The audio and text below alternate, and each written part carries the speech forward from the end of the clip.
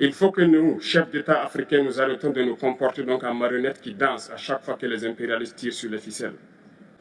Les questions que mes générations se posent sont les suivantes, si je peux me résumer. C'est de ne pas comprendre comment l'Afrique, avec tant de richesses sur notre sol, avec une nature généreuse, de l'eau, du soleil en abondance, l'Afrique est aujourd'hui le continent le plus pauvre. L'Afrique est un continent affamé. Et comment se fait-il que les chefs d'État traversent donc le monde à mendier? Voici des questions que nous nous posons et que nous n'avons pas de réponse jusque-là. Nous avons l'occasion de tisser de nouvelles relations. Et j'espère que ces relations puissent être les meilleures pour donner un meilleur avenir à nos peuples. Ma génération me charge aussi de dire que, par ce fait de pauvreté, ils sont obligés de traverser l'océan pour essayer de rallier l'Europe. Ils meurent dans l'océan.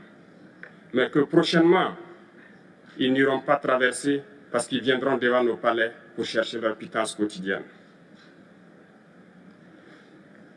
Pour ce qui concerne le Burkina Faso, aujourd'hui, nous sommes confrontés depuis plus de 8 ans à la forme de manifestation la plus barbare, la plus violente du néocolonialisme, de l'impérialisme.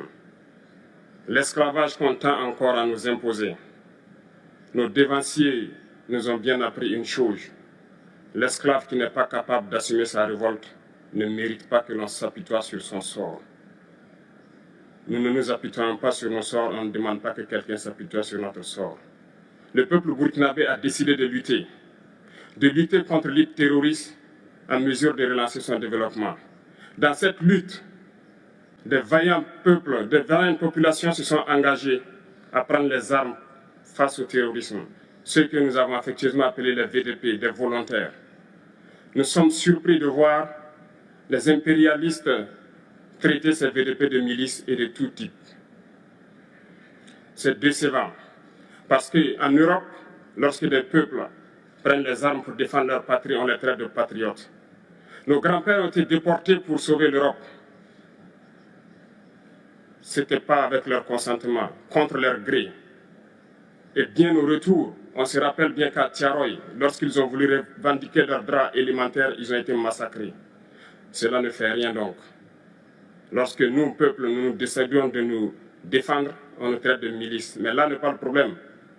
Ce qui est le problème, c'est de voir des chefs d'État africains qui n'apportent rien à ces peuples qui se battent, mais qui chantent la même chose que les impérialistes en nous traitant de milices, en nous traitant donc d'hommes qui ne respectent pas les droits de l'homme. De quels droits de l'homme parle-t-on? Nous nous offusquons contre cela et c'est honteux. Il faut que nous, chefs d'État africains, nous arrêtons de nous comporter donc en marionnettes qui dansent à chaque fois que les impérialistes tirent sur les ficelles.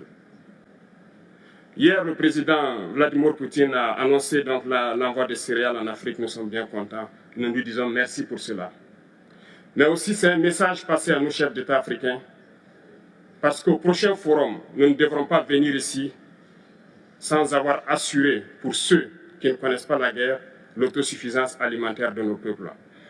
Nous devons prendre l'expérience de ceux qui ont pu déjà atteindre cela en Afrique, tisser de bonnes relations ici et tisser de meilleures relations avec la Fédération de Russie pour pouvoir assouvir les besoins de nos populations.